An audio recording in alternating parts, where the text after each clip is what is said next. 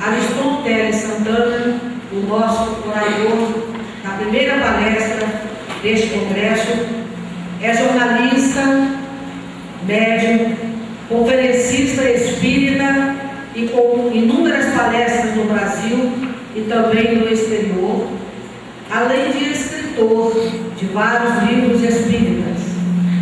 É funcionário do Congresso Nacional em Brasília.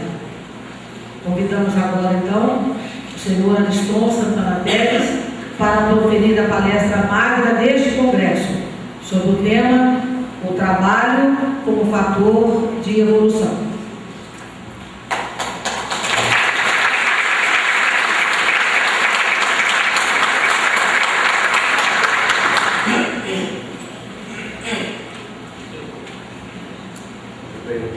Antes da palestra propriamente dita, nós vamos fazer um rápido comentário, uma ligeira observação.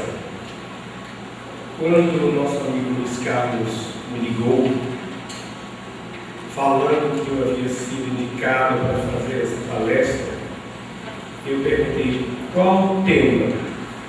Ele respondeu: você vai falar sobre o trabalho. Aí eu disse: vocês aí sabiam que eu sou baiano? Aí ele disse: isso foi discutido na nossa reunião.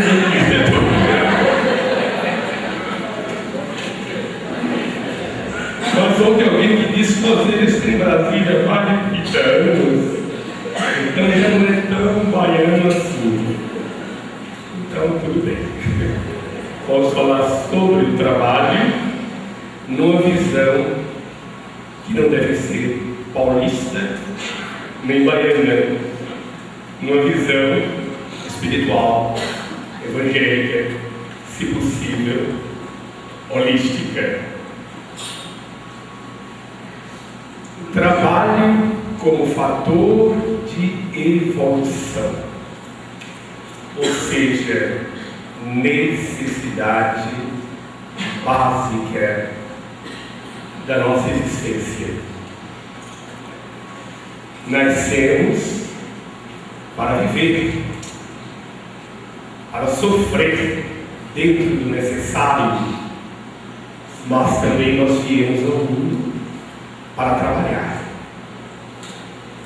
E o que significa trabalhar? Podemos dizer simplesmente que trabalhar construtivamente significa simplesmente colaborar com Deus. O universo é uma obra fantástica. Não se pode imaginar uma obra sem trabalho, sem construção. Uma vez nós vimos para Uberaba uma cena muito bonita, muito terna. Nosso querido Chico Xavier pegou nos braços uma criança e espontaneamente lhe fez a seguinte pergunta: meu filho, quando você crescer, o que é mesmo que você quer ser ou fazer? O menino disse: tio Chico, quando eu crescer, eu quero ajudar Deus a pintar as flores. Aí o Chico disse: gente, raramente um adulto teria uma resposta tão bonita e tão profunda.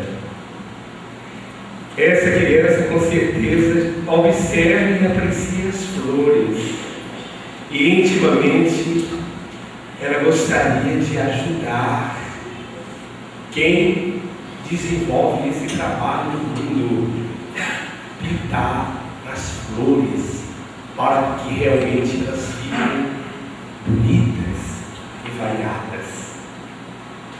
Então o trabalho, embora seja uma palavra de conotação bastante humana, às vezes até mesmo física, material, o trabalho tem um sentido bem mais espiritual do que se imagina. Existe naturalmente o trabalho escravo. Ainda existe no nosso mundo, sempre existiu, infelizmente, o trabalho escravo, que é aquele trabalho sem remuneração, forçado, sob pressão, é um trabalho escravo. Mas em tudo, graças a Deus, existe evolução, ou seja, transformação qualitativa. Consequentemente, nós observamos uma progressão na questão do trabalho. Trabalho pode ser dessa forma, o trabalho material, grosseiro, escravo, sem recompensa monetária. Mas também existe o trabalho simplesmente dever.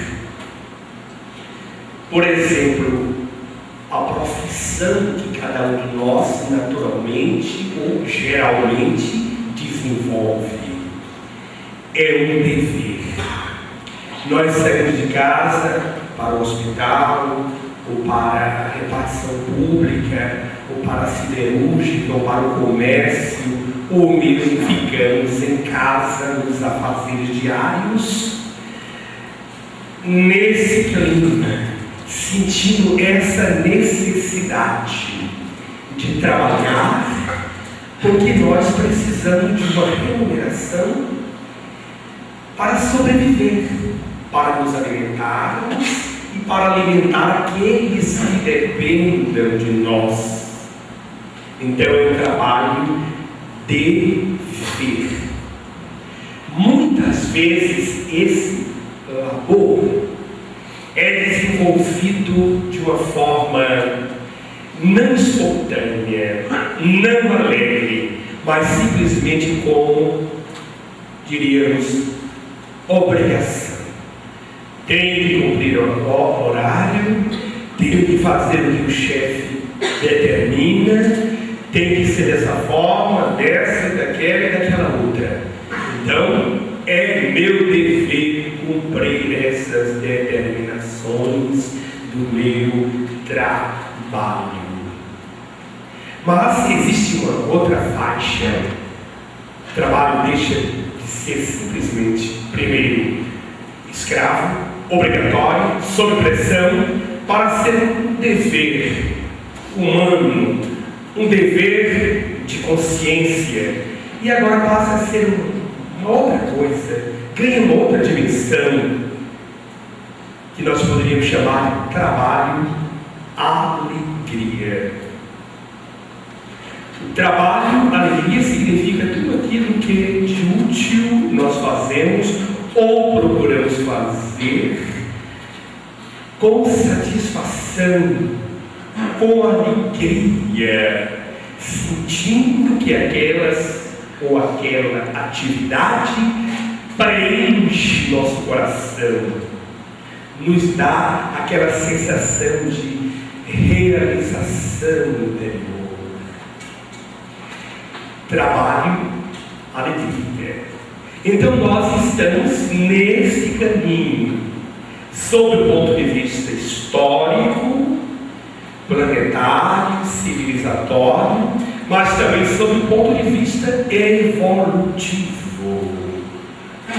Também podemos dizer o seguinte, que existe aquele trabalho braçal ou físico, né? O trabalho que exige o nosso suor mesmo, suor físico, nossos braços, o empenho do nosso corpo, nossas mãos, nossos pés, nosso corpo. Trabalho, por exemplo, numa oficina mecânica, ou mesmo no comércio, né? O trabalho físico. Mas existe uma outra forma que é o trabalho mental ou intelectual.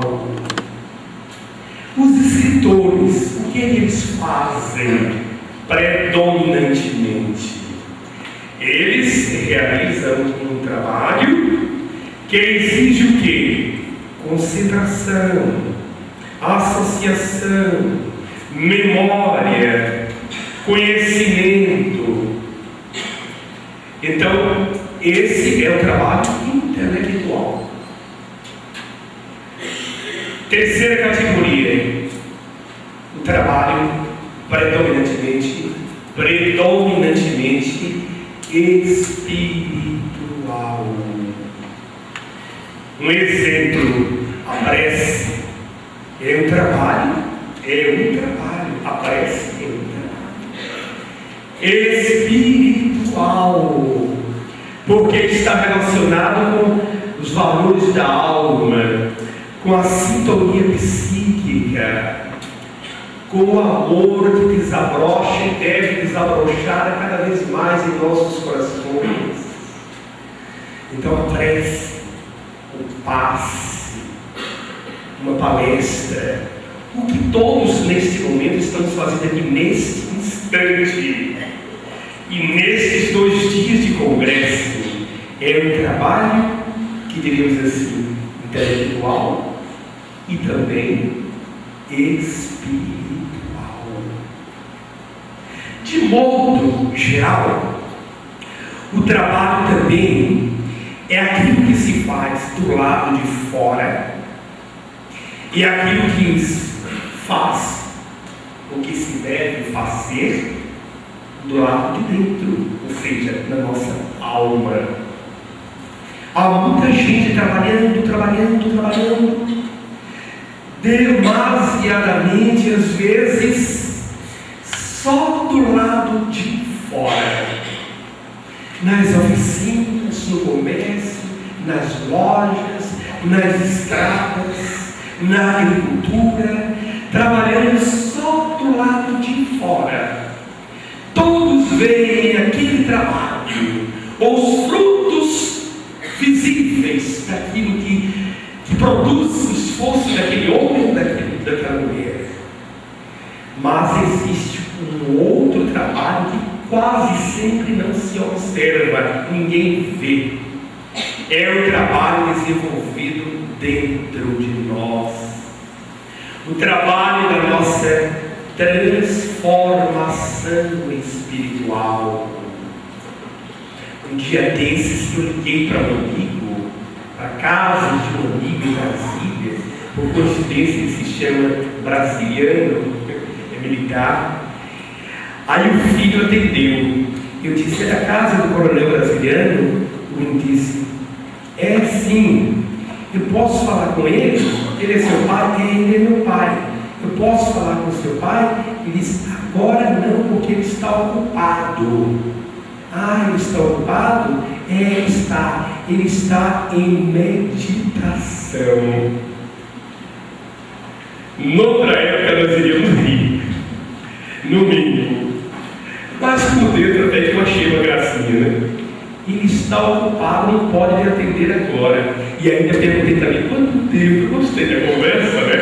Perguntei quanto tempo ele vai levar nesse trabalho, nessa ocupação. Ele disse: normalmente 40 minutos. Então, por favor, depois você guia, tá bem? Tá bem.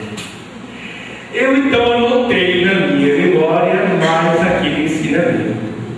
Meu amigo brasiliano não podia entender naquele momento que ele estava ocupado, estava realizando um trabalho dentro da alma dele mesmo, um trabalho interior. Ele estava muito ocupado, ele estava nas suas salinhas preces, ele estava em meditação. Para nós ocidentais, né, isso arranha um pouco. Eu digo assim porque no Oriente a meditação é um trabalho que se desenvolve de uma forma quase que oficial, é quase que lei. Na Índia, por exemplo, parar tudo que se faz concretamente com as mãos e até mesmo com o intelecto para realizar um outro trabalho, sem as mãos, sem os pés, sem os braços, sem máquinas e até mesmo sem o intelecto. Trabalho chamado meditação. em que a pessoa simplesmente estabelece sintonia com aquilo que alguém chamou de o resplandecente silêncio do universo. Olha que definição de Deus. Então, na meditação, você estabelece sintonia com esse silêncio luminoso, no centro, como diria o professor Paulo, no centro espiritual do universo. Nesse estado da alma, nessa atividade interior, você está desenvolvendo um trabalho importantíssimo, um trabalho que quase ninguém vê, mas significa que desta forma você está trabalhando a sua alma, iluminando a sua consciência, acelerando o passo na senda de sua evolução espiritual. Então, o trabalho é uma coisa bonita, é uma prática necessária e muito importante. Nós já vimos aqui hoje, meu Pai, palavras do Cristo, meu Pai trabalha até hoje, e eu também. Nós íamos muito ao Uberaba quando o Chico estava encarnado, e uma vez também nós assistimos uma cena muito interessante. Uma pessoa virou para ele e disse: Chico, você com essa idade e ainda trabalha desse jeito? E ele disse: meu pai que está no céu, muito mais velho que eu, trabalha até hoje, imagina eu. Referindo-se naturalmente a Deus de uma forma muito interessante, né? Às vezes a sabedoria tem assim um colorido meio infantil, né? Meu pai, ou seja, Deus, que é meu pai, muito mais velho que eu, trabalha até hoje, imagina a gente. Então, trabalhar objetivamente, essencialmente, significa colaborar com Deus. Colaborar em quê? À luz do pensamento de Einstein e de Kardec e de Jesus, colaborar com Deus na reconstrução do universo e na reconstrução do nosso próprio destino.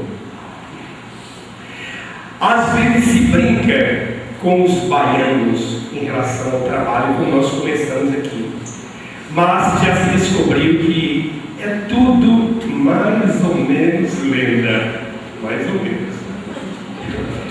Descobriu-se que é mais ou menos lenda quando os diretores da Ford, quando resolveu construir uma fábrica ou uma montadora aqui no Brasil, foram aconselhados a construir essa indústria em qualquer estado, menos na Bahia.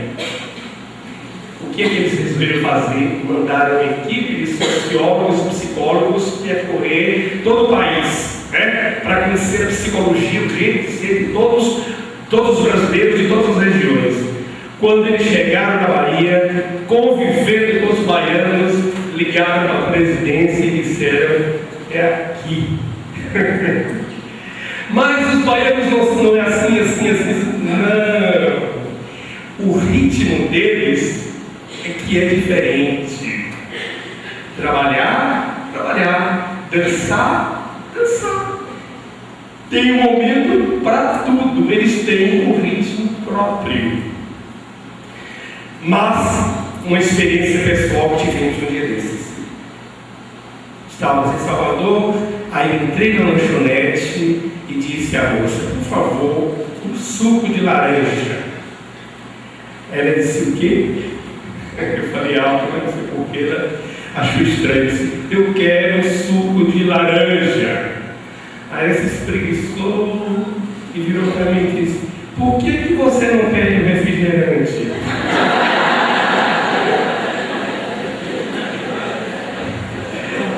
Já está aqui à sua disposição.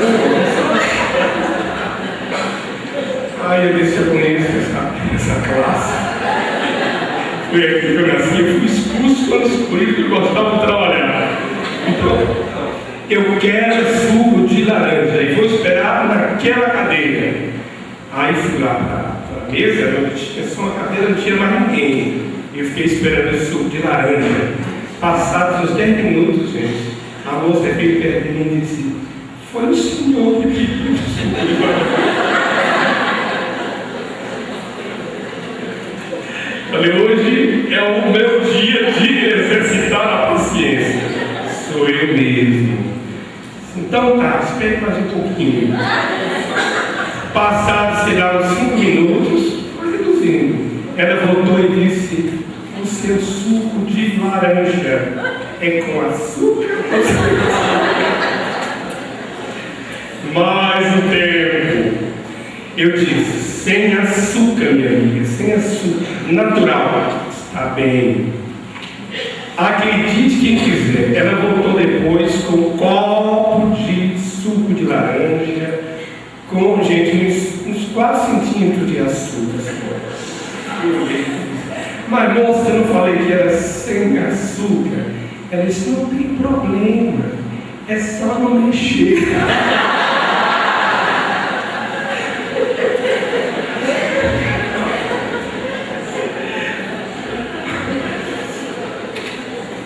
Sem ser verdade, se pode generalizar, acontece assim como aconteceu.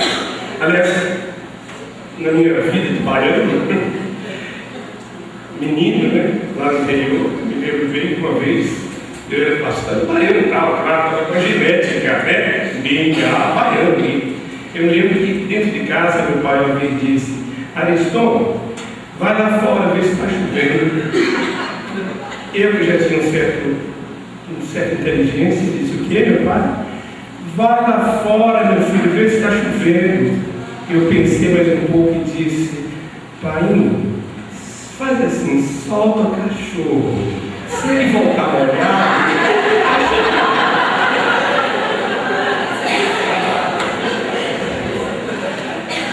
olha, trabalho não é só aquilo que cansa, que esgota, que maltrata, que nos obriga, que nos constrange, que nos pressiona. O trabalho tem que ser cada vez mais a manifestação da nossa inteligência. Quanto mais nós crescemos em inteligência e informação, menos trabalho físico, mais atividades intelectuais e, consequentemente, espirituais. Domenico de Masi é um escritor italiano que escreveu uma obra intitulada O Ócio Criativo. O ócio.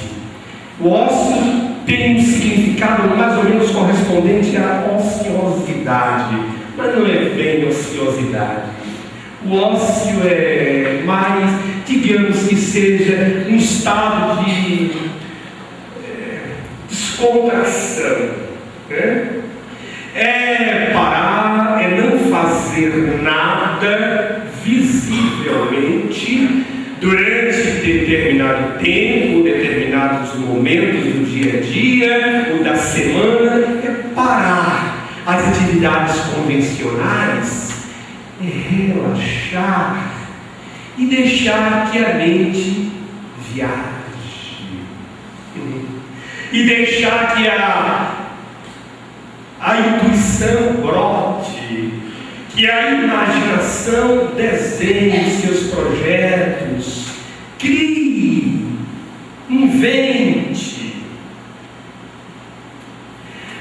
Por coincidência ou não, Einstein uma vez disse uma coisa interessante: eu penso, esse trabalho com a mente, eu penso 99 vezes, quando quero descobrir alguma coisa, não descubro nada. Quando paro de pensar e entro no mais profundo silêncio, a verdade me é revelada. Então esse ócio criativo, que está sendo bastante divulgado hoje, está relacionado com o dia a dia das nossas atividades, com o trabalho que às vezes, o trabalho humano que às vezes se confunde com o trabalho da máquina. Você está com o scanner aqui, com o computador à sua frente, e você está ali mexendo com os papéis, os botõezinhos, o teclado do computador, do scanner, você se sente com o tempo uma máquina. Aí você diz assim: eu trabalho em equipe. Eu, o scanner e o computador, em equipe. Você é uma equipe de máquinas. É necessário que a gente tome um certo cuidado, porque nós somos seres, por natureza, inteligentes, sensíveis e criativos. É necessário que as novas empresas e organizações, isso já está sendo observado, que as novas empresas e organizações do mundo abram esse espaço, ofereçam a todos os seus elementos, todos os seus companheiros de trabalho, todos os seus integrantes, oportunidade, ou seja, espaço e tempo para descansar, renovar as energias, pensar, brincar, descontrair-se, criar e inventar. E aí, como já tem acontecido, segunda-feira o funcionário chega apressado procurando o chefe ou o diretor para dizer que teve uma boa ideia. Aquela boa ideia surgiu exatamente quando ele não pensava sequer em trabalho. Observemos uma coisa interessante. Todos os setores da atividade humana mudam, transformam-se. Há uma coisa chamada inovação, que trabalha exatamente pela evolução. Uma vez conversando com o nosso amigo Newton Boechat, e eu estou lembrando desse momento, não sei porquê, conversando com o Newton Boechat, ele disse: Ariston, você sabe qual a diferença entre progresso e evolução? Eu disse: não, acho que não. Ele disse: progresso é aquilo que acontece de dentro para fora, enquanto que a evolução é aquilo que ocorre de fora para dentro. Isto é, construindo ou reconstruindo o nosso espírito. Então o progresso está muito relacionado com a matéria, com a máquina, com a velocidade e com a quantidade. Progresso é uma coisa que pesa, de certa forma é material, progresso. Enquanto que a evolução é lei, tanto quanto progresso, lei do universo, é alguma coisa que funciona no sentido da nossa leveza, da nossa paz, do nosso crescimento espiritual. Devemos trabalhar somente de forma horizontal, visando a nossa sobrevivência e o nosso progresso enquanto seres humanos? Não. Devemos trabalhar visando especialmente a nossa evolução, isto é, o nosso crescimento espiritual. Dizem que Dorival Caymmi, voltando aos baianos, né? Dorival Caymmi, mas agora falando sério, quando teve a ideia de fazer aquela música A Lagoa do Abaeté, né? E diz: na Lagoa do Abaeté tem uma areia branca. Dizem que a primeira frase ele levou um dia inteiro para escrever. Na Lagoa, que aí de repente se diz para ele com um menino, com outro, alguém que chegava, aquele cheiro de acarajé, aí calma, acaba com tempão, não podia esquecer, perdeu o fio daquela intuição. Na Lagoa do Abaeté, o que será mesmo que tem isso? Areia, areia. E aí ele respirou fundo e disse: como é que eu devo escrever essa segunda frase? Foi lá na Lagoa do Abaeté, tomou um banho. Era relaxado com a natureza, mas periga desencarnar. Uma semana ou 15 dias depois ele escreveu a segunda frase: tenho areia branca. Mas na letra depois se observou que havia um ritmo diferente, um ritmo zen, um ritmo suave, o contrário do samba. Então ficou impresso naquela belíssima e imortal canção do Dorival Caymmi, ficou impresso ali uma psicologia dançante, agradável, suave. Alguém já disse que nós estamos vivendo a era da pressa, ou melhor, a idade da pressa. Assim como houve a idade média, agora a idade pressa. Pressa para quê? Para morrer? O hoje é pura luz. O hoje significa a atualidade, o momento presente. É um tesouro de oportunidades. Esse momento que nós estamos vivenciando aqui é divino. Não fiquemos preocupados com o que passou, com o ontem. Outra história. Tampouco fiquemos ansiosos em relação ao que possa acontecer no amanhã. O amanhã Deus pertence. O amanhã é hipótese, é possibilidade. O que é mesmo real é este momento.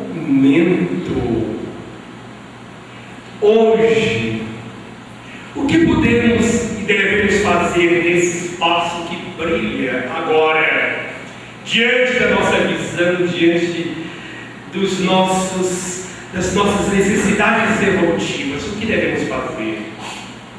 A resposta pode ser simples: trabalhar. Mas trabalhar de que forma? Onde está a ferramenta? A principal ferramenta do nosso trabalho evolutivo é a nossa mente. Pensar é causar. Pensar é construir.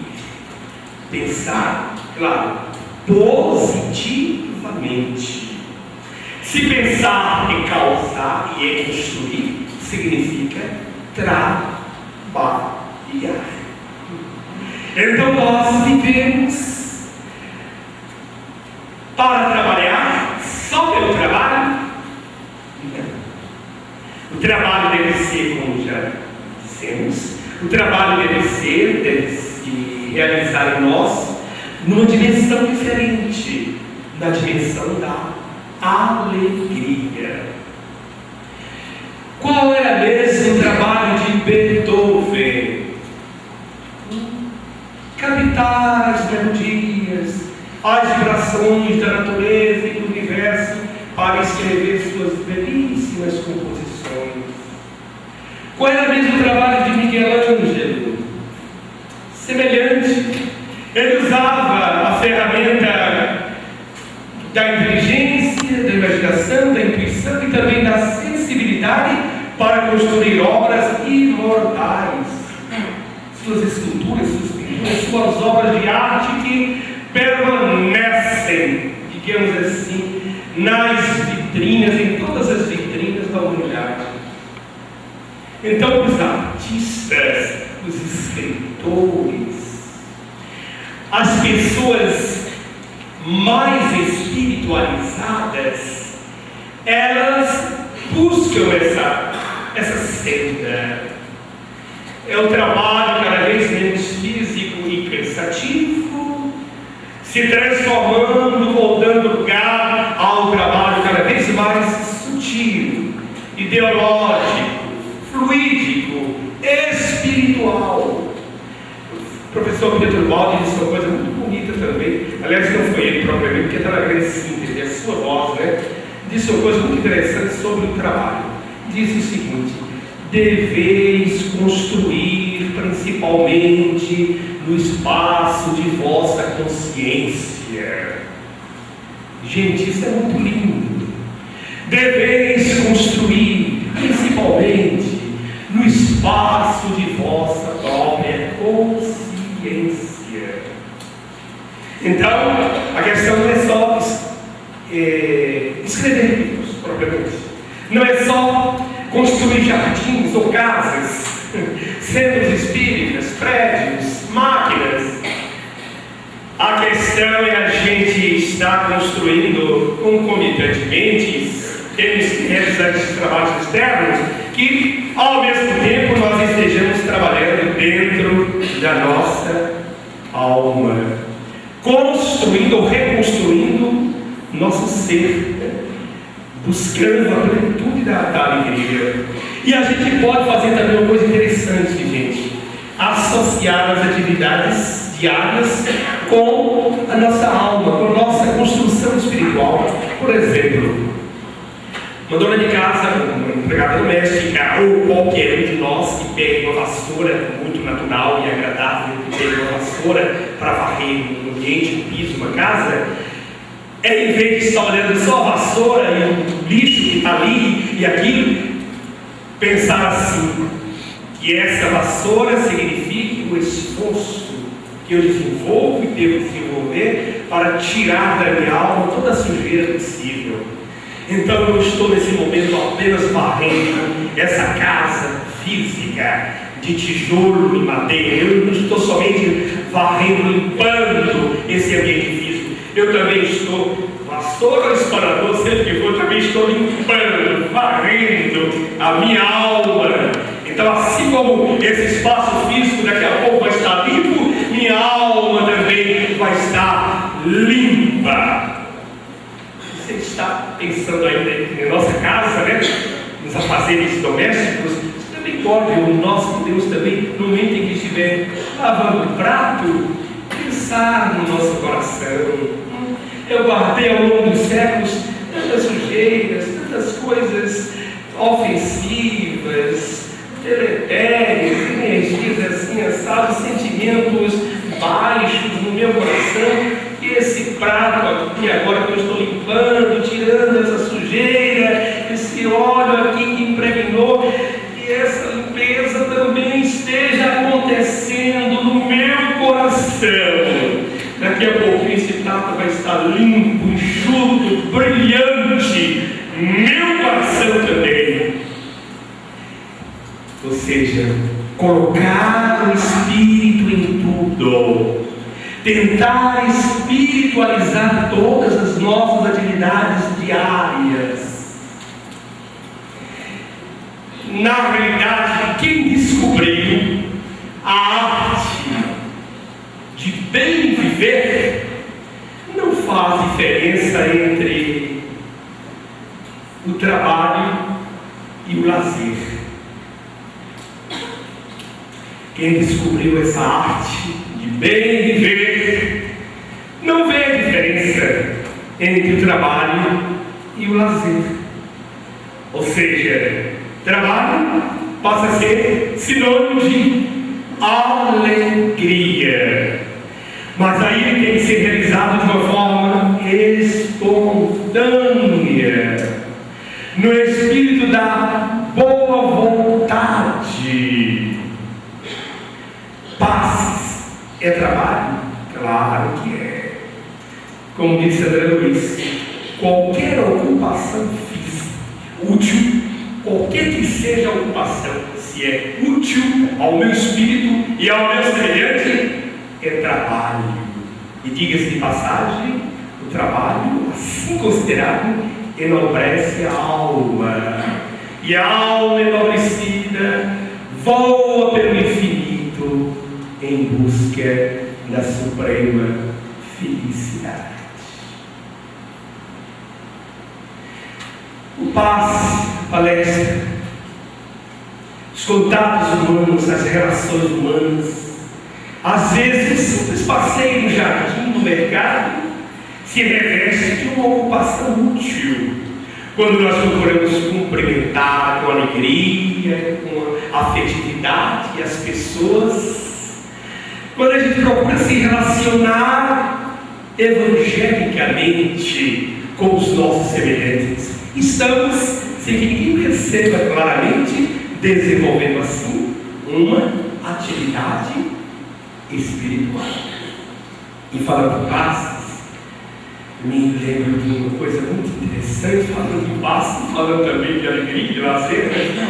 Eu me lembro de uma coisa interessante que aconteceu um dia desses no centro, lá no Distrito Federal, onde um homem estava aplicando passes assim, fileira de pessoas, né, necessitadas. Então ele estava aplicando passes e de repente o celular chamou. Ele, meu Deus, fazendo um trabalho tão bonito com o celular ligado, é que ele estava mais, com certeza, conectado ao trabalho lá no banco onde ele trabalhava, do que propriamente aquele trabalho espiritual. Isso tem que ser bem observado. Mas ele aplicando passe, de repente o celular tocou. Ele, em vez de desligar, não. Ele fez o seguinte. Agora, com uma mão só não dá para fazer a demonstração. Ele fez o seguinte, gente. Olha, observe. O celular tocou, ele aplicando o passe. Aí, em vez de desligar, ele pegou o celular e disse: o quê? Como assim? Não, esse cheque aí é bonito. Tem problema não com o telefone. O empresário desse cara. Ok.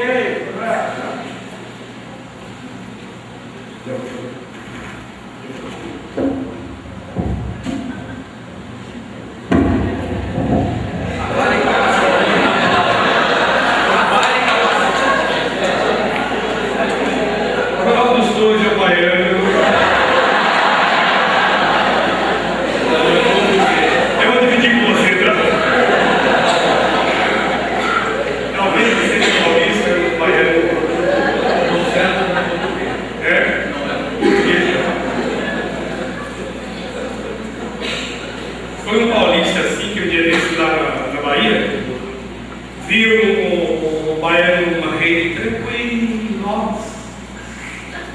Aí o paulista chegou e disse: baiano, você sabia que a preguiça é um pecado capital?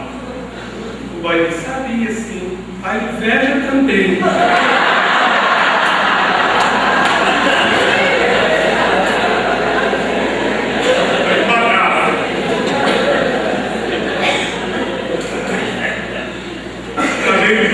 Estavam lá, naquelas praias que Maurício conhece, um grupo de turistas dos países que tinham os portugueses, tinha uma americana. Aí o Maurício disse: ah, senhora americana, que bom.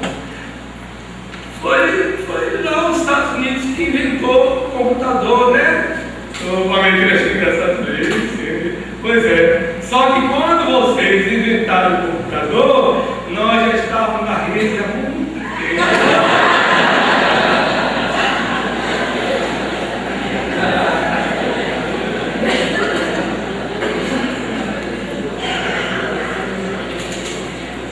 Enfim, o trabalho deve significar exatamente aquilo que nós aprendemos nas obras da nossa amada doutrina espírita, na literatura do nosso querido Cousteau,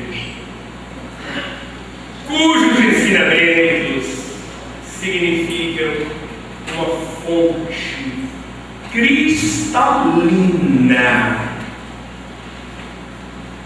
de sabedoria para a vida eterna. Exatamente porque nos 4 evangelhos nós reencontramos Jesus na sua pureza e na sua simplicidade.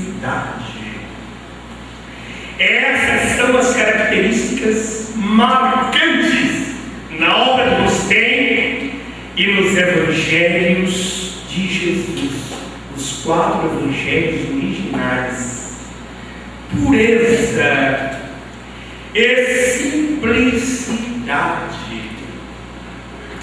Ide pregai, ide trabalhar, quis dizer assim o Cristo, ide trabalhar com a ferramenta da palavra, do conhecimento, da intuição, ide pregai, ide e curai os enfermos. Nesse momento nós enxergamos um outro horizonte, a mediunidade significando uma ferramenta extraordinária no processo da nossa evolução.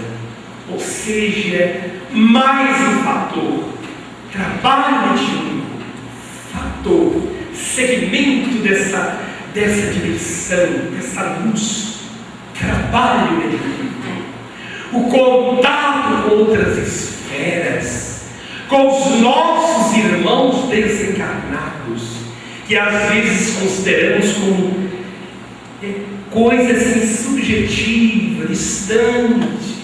Nosso saudoso Milton Boechat, nosso saudoso Rubens Romané, nosso saudoso Chico Xavier.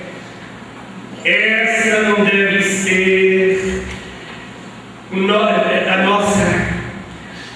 nosso impulso, o nosso sentimento, a nossa ideia, porque eles estão presentes. Nós espíritas precisamos trazer de volta aos nossos corações e à nossa realidade cotidiana os irmãos que passaram para o outro lado. Colocar isso na mente, no coração e na vida diária.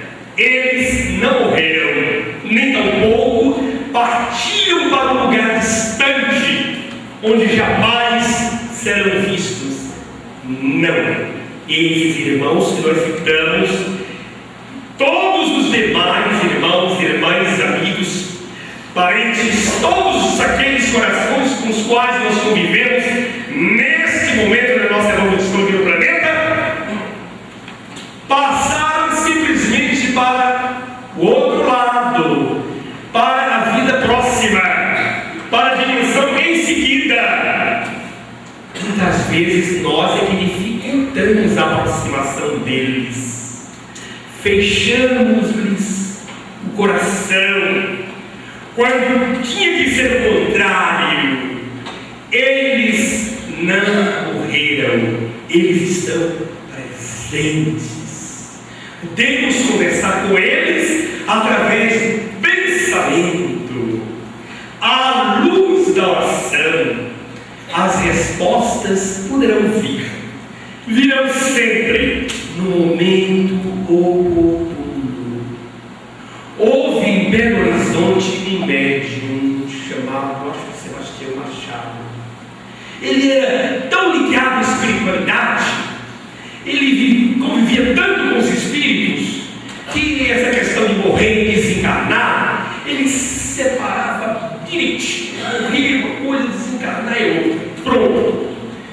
Foi assim que um dia chegou uma senhora e disse: seu Machado, olha, chegou a notícia lá em casa há poucos minutos e me deixou arrasado.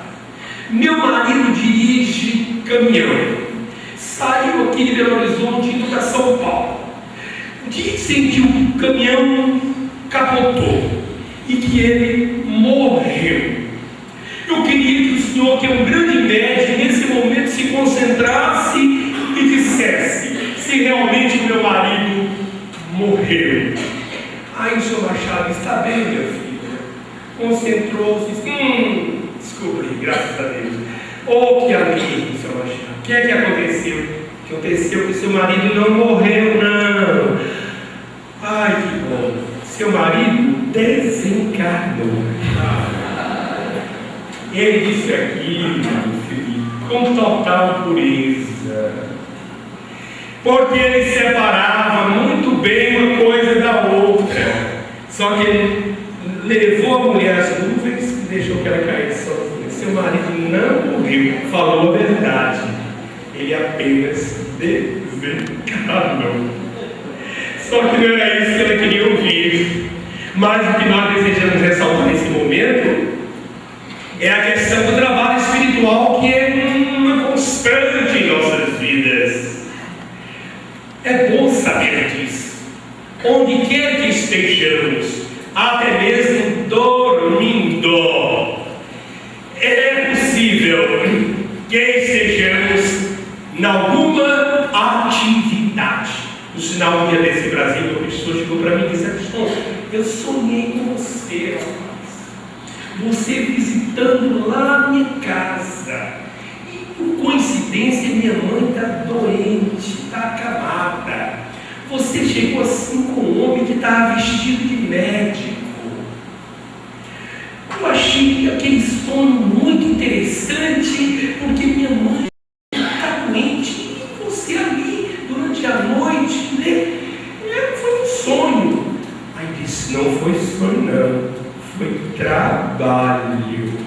Geralmente a espiritualidade nos utiliza durante a noite. Aí ele disse: para trabalhar. Ele disse: para trabalhar. Ele disse: é por isso que eu já falei ao meu pai que eu não gosto do espiritismo, porque eu nunca vi uma religião falar tanto de trabalho. Quer dizer, você, além de trabalhar durante a noite, ou melhor, durante o dia, ainda sai do corpo para continuar trabalhando. Quero saber disso, não. É aquele conceito físico, aquela ideia pensativa que esgota, que escraviza de alguma maneira ou de outra, que se faz de algo que é lei. Lei, a lei do trabalho, ligada à lei do progresso, vinculada à lei da evolução, correspondente à lei do amor, que inevitavelmente nos conduz à dimensão da felicidade suprema, infinita. Existem as máquinas que trabalham e produzem. Também existem homens e mulheres que trabalham e produzem. Mas a diferença básica é a seguinte: as máquinas, quaisquer que sejam, não são inteligentes, coisa nenhuma, nem tampouco são dotadas de sensibilidade. Nós é que somos sensíveis, criativos. Nós é que temos alma. Nós é que somos eternos. Irão mais perto desse resplandecente silêncio no universo chamado Deus. Bendito seja, portanto, o trabalho que nós conseguimos sublimar, espiritualizar, divinizar. No campo profissional, nas ruas, em casa, seja onde for, qualquer ocupação útil, com as nossas mãos, com a nossa inteligência, com as nossas energias, com a nossa sensibilidade, com o nosso tempo, com a nossa alegria, qualquer ocupação útil é abençoada, é bem-vinda, é necessária, especialmente no mundo em que a maioria das pessoas ainda não encontraram ou não quiseram encontrar o endereço do reino de Deus.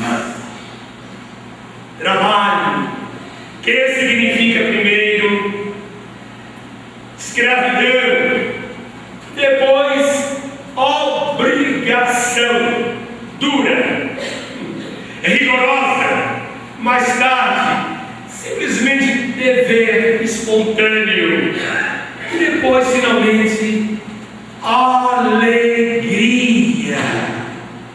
A alegria de estar colaborando com Cristo na implantação do seu Evangelho.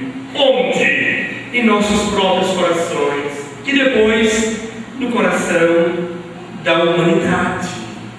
E é exatamente este trabalho que estamos querendo abraçar, Senhor Jesus.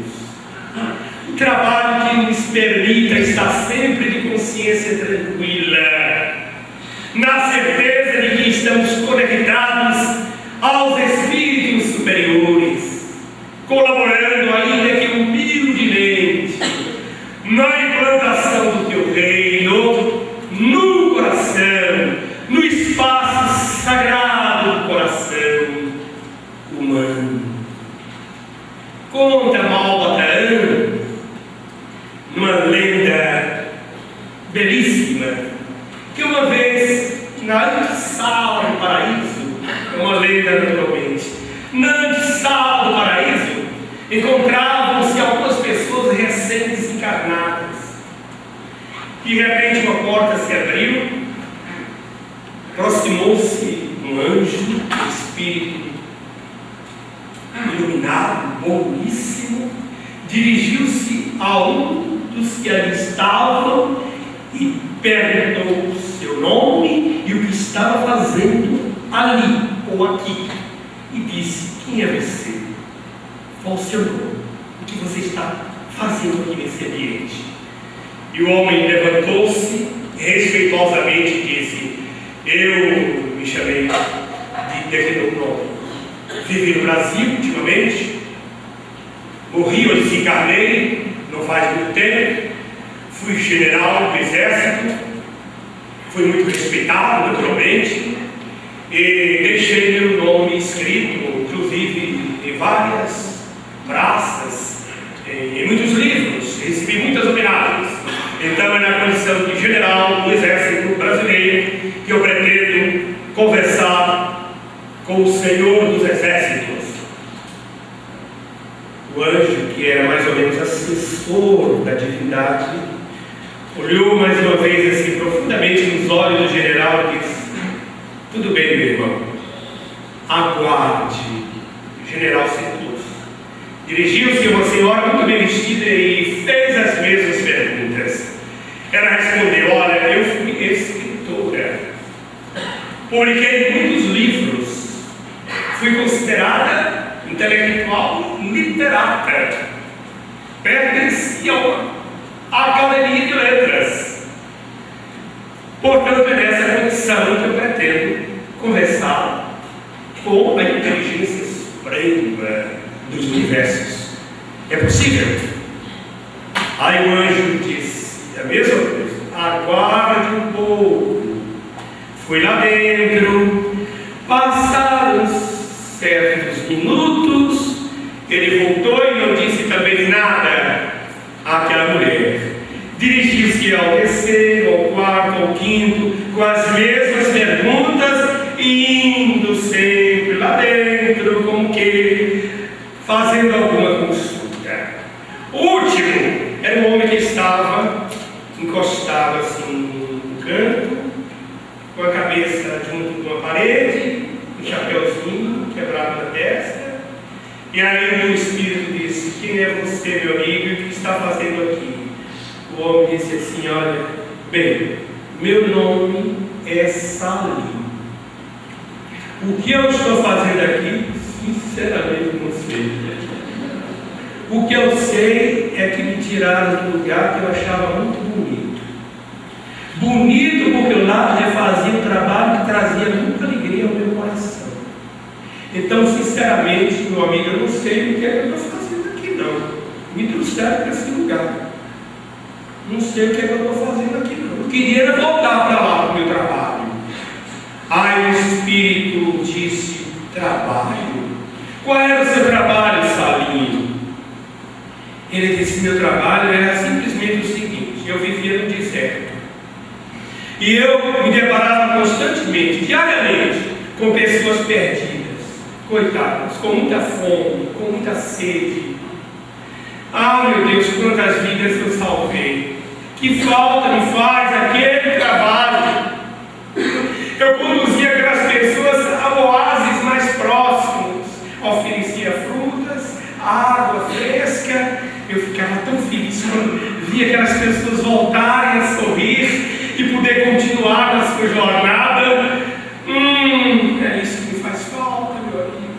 Eu queria tanto voltar lá para o certo. Aí Salim baixou a cabeça, no mais profundo silêncio. O anjo se ausentou novamente, foi lá dentro. O tempo se fez mais longo, até que de súbito a porta se abriu e o emissário dos céus retorna, trazendo entre as mãos uma placa luminescente, onde estava escrito: Salim, é contigo que o Senhor deseja falar.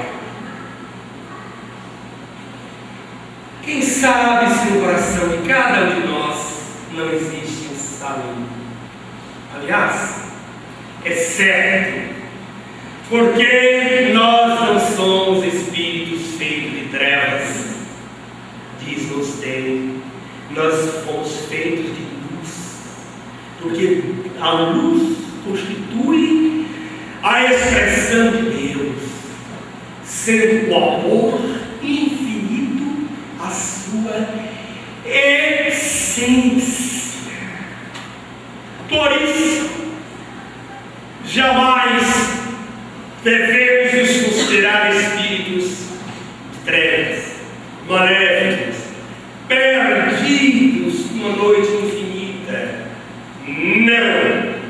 Estamos confusos temporariamente, mas já encontramos o caminho. Essa confusão mental já começa a se desfazer na medida em que a nossa inteligência, as nossas ideias, a nossa sensibilidade, a nossa intuição, a nossa mediunidade se transformam em instrumentos de trabalho que, consequentemente, nos faça cada dia mais sentir que somos úteis na obra de recriação dos universos e da iluminação definitiva das nossas almas. A obra levantada por Allan Kardec, codificada magistralmente pelas suas sábias mãos,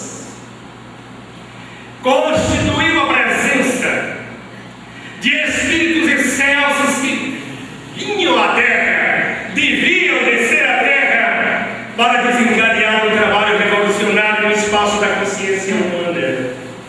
Trabalho de João Batista Robespierre constitui-se do mesmo valor intrínseco, substancial. O Espiritismo, para ser verdadeiramente uma doutrina cristã, depende basicamente de tudo que está escrito nos 4 evangelhos, porque nas páginas luminosas dos 4 evangelhos de Rostein nós encontramos em detalhes luminosos os ensinamentos e os atos, o pensamento e a palavra do nosso divino Mestre. Portanto, os Espíritos do Senhor, que são as vozes do céu, qual imenso exército que recebe uma ordem de comando, espalham-se por toda a superfície da terra. Eles vêm iluminar os caminhos e abrir os olhos aos cegos. Eu vos digo em verdade que são chegados os tempos em que todas as coisas têm que ser restabelecidas no seu verdadeiro sentido.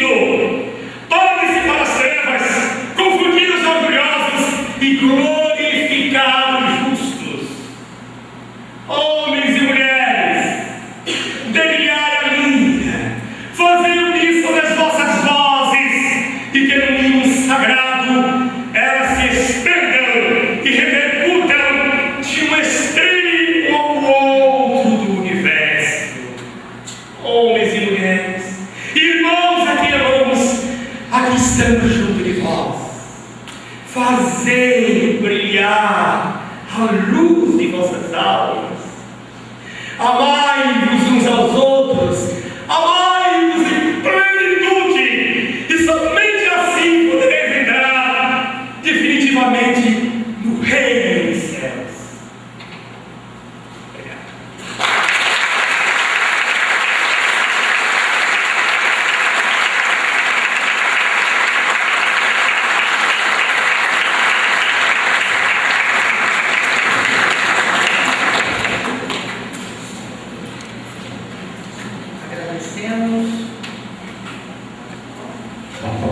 Agradecemos ao nosso querido Ariston pela mensagem que nos trouxe, rogando a Jesus que o abençoe e proteja para a continuidade do seu trabalho de divulgação do Evangelho no mundo. Teremos agora um pequeno intervalo e reiniciaremos pontualmente às 17 horas com a segunda palestra do 4º Congresso João Batista.